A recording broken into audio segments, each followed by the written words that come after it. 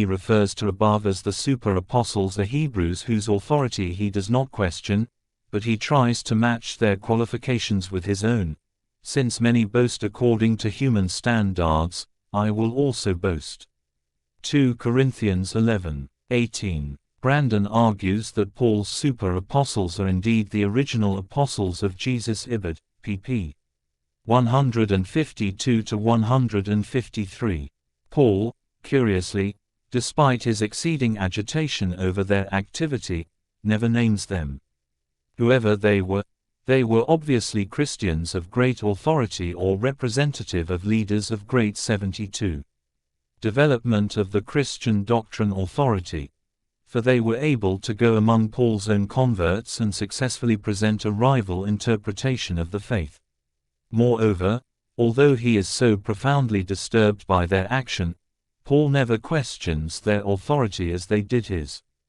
These facts, taken together with Paul's very evident embarrassment about his relations with the leading apostles at Jerusalem, point irresistibly to one conclusion only, that the other gospel, which opposes Paul's own, was the interpretation of the nature and mission of Jesus propounded by the Jerusalem church, which comprised the original apostles of Jesus and eyewitnesses of his life.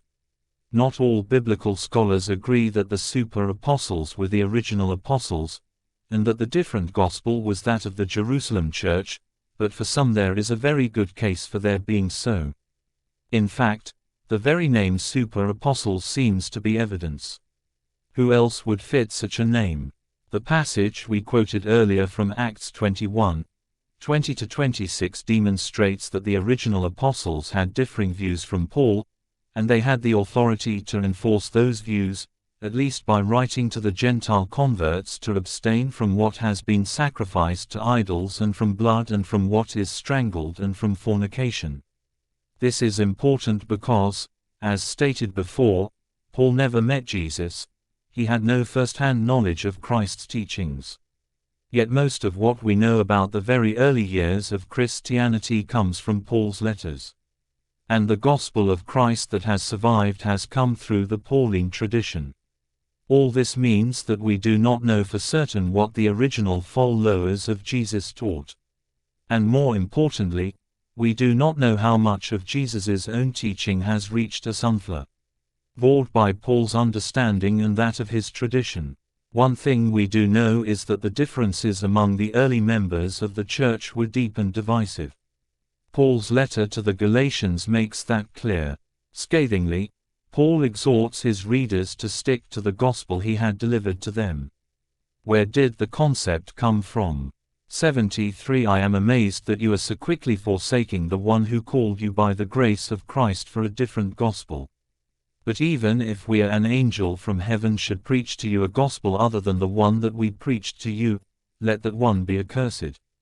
Galatians 1:6–8. New American Bible. Whoever Paul's opponents were, they had authority that Paul felt he needed to counteract. This is shown by the fact that he goes on by defending his own authority, and then attacking those who apparently were preaching a return to Mosaic law. For all who depend on works of the law are under a curse, for it is written, "Cursed be everyone who does not persevere in doing all the things written in the book of the law."